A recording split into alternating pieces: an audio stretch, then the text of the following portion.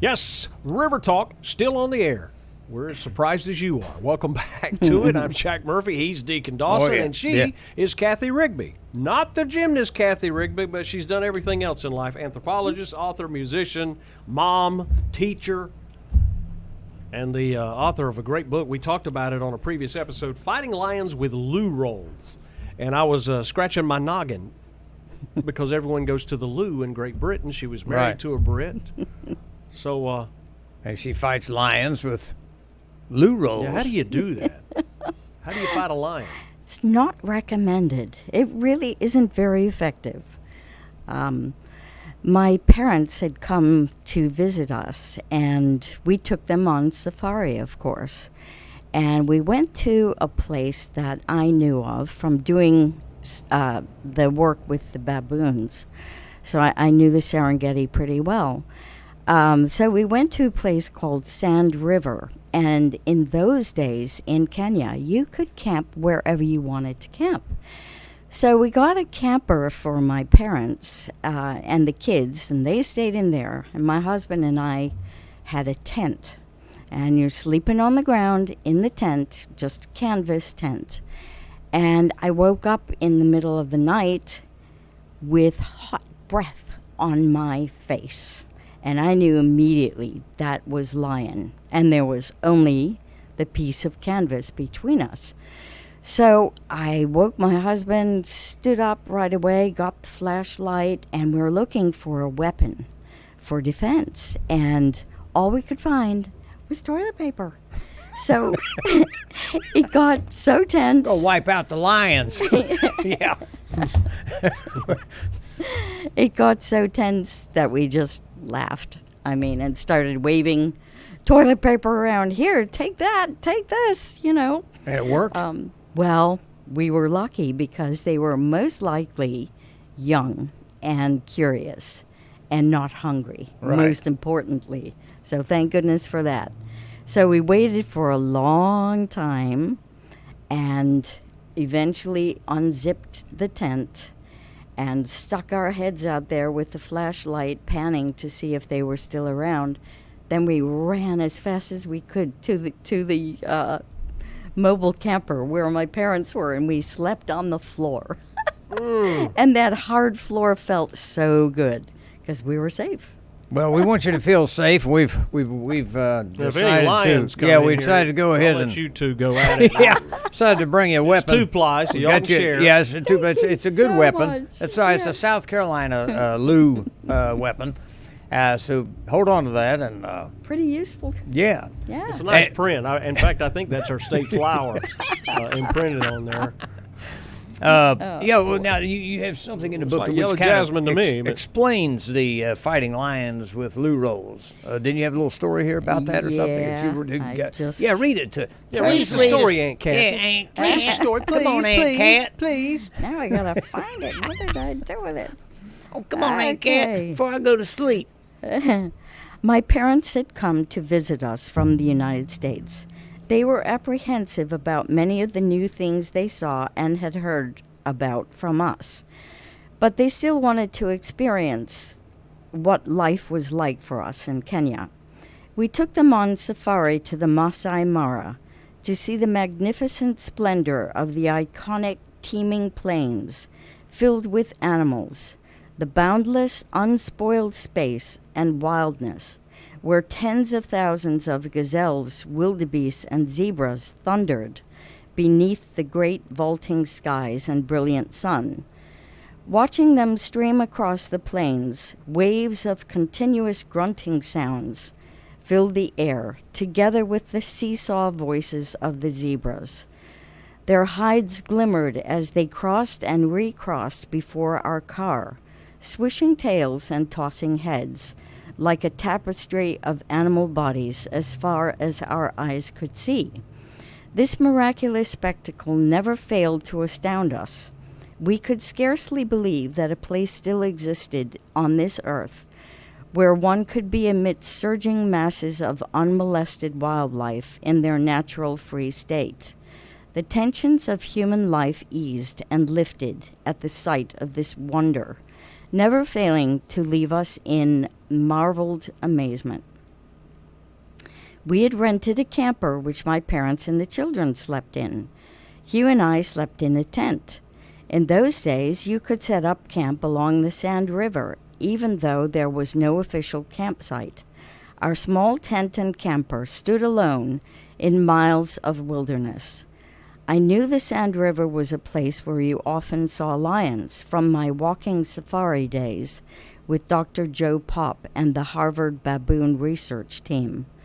Our friends, the Glens, often set up camp there too, sleeping on camp beds in the open with nothing but mosquito nets over themselves, like all self-respecting Kenya cowboys, who feared nothing in the world, certainly not lions.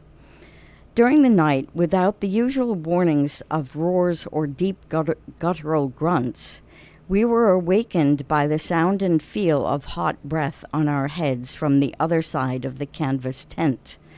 We looked desperately for something to frighten the lions off with, but the only thing we could find inside the tent was loo roll, which is toilet paper, as we all now know. Of course, loo rolls were useless and no defense whatsoever. We cursed our lack of foresight in not packing a spear or a rungu, which is a heavy wooden club, has a knob head for our defense. Having absolutely nothing to defend ourselves with was so alarming that we burst into nervous laughter. We stood up, putting our hands over our heads to try and make our shadows seem as large as possible, and we made the most ferocious noises we could muster. What else could we do? Throwing the toilet paper at them would make little impact, and we didn't want to open the zipper of the tent. Somehow, not seeing the lions' faces made it less frightening. To our good fortune, our movement and noises seemed to be enough to do the trick. Things went quiet outside the tent. We waited a long time, listening hard. Then, carefully opening the zipper, we used our flashlights to scour the darkness outside. Seeing no lions, we ran to the safety of the more solid camper walls. We squeezed inside, waking the others who were fast asleep and blissfully unaware of how close the lions' mouths had been to our heads. Wow. We slept on the camper floor with no pillow, no blanket, no mattress, not minding it a bit. Who could have imagined how comforting that hard floor felt? We were safe and would not be eaten. We were certainly no Kenya cowboys and had had quite enough adventure for one night. Hey, throw me the toilet paper. Well, I'm going to heave it. Hey, look, I'm getting scared here. You know what I'm saying? I'm not going to pass it. I'm going to heave it. At least we know. She said it would have very little impact. Well, if you throw it and let it wind out like you're TPing something, I think they would all run. Yeah. A little scarier. Or they play with it. Yeah, there you go. Do that too. You ready for it? Thank you. It's good. I feel safer. I heaved it. Thank you, Jack. Well, that's got to be like a. I mean, I couldn't even go to sleep after something like that. My heart would just be almost jumping out of my chest. Well, I tell you one thing. I've been using this. So y'all know I do have a heart. Personally, I would have been using this if it just come outside. Oh, yeah, you're probably right. Oh, yeah. Yeah, I'd have probably had a big need for that. Oh, yeah, it would have been for a weapon. Yeah. You're right. No job's complete till the paperwork's done. Well, how about the UNICEF angle before we let you go? Well, teaching was really badly paid. It was like Peace Corps, but the British equivalent. And we didn't even have medical benefits. And our son broke his arm the night that I was leaving for Kenya. So it was kind of important to bring in extra money and so on. So I got a job in development where it was with a British company, and they were making appropriate technology for the third world. And so, for example, everybody, the native Kenyans used a stove that was a little portable unit, And they cooked everything on it. And so we designed a way to super insulate that, and it saved a lot of trees from coming down. So that kind of thing. And we did a lot of our meetings at the UN, and that's how I met people from the UN. And I said, could you use my husband, sort of thing, any possibility for work for him. And they checked into his credentials, and yes, they could certainly use him. He was an artist, and because there were like more than 200 languages in Kenya, you could get public health messages through drawings. So that's how he started with them.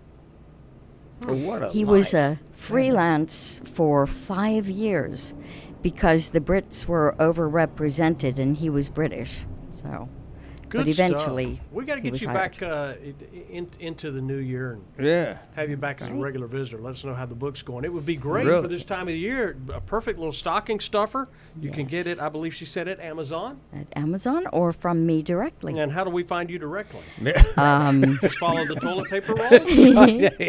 Follow the toilet trail. My email is KRIGBYKR7@gmail.com. Okay. All righty. Sounds like a plan. Oh, yeah. Thanks for coming to join us. Oh, No thank kidding. you Hope the holidays are wonderful for you. Fighting Lions with Lou too. Rolls. Good stuff. Good stuff indeed. And now let's check out some more good stuff. This great presentation from the Oaks.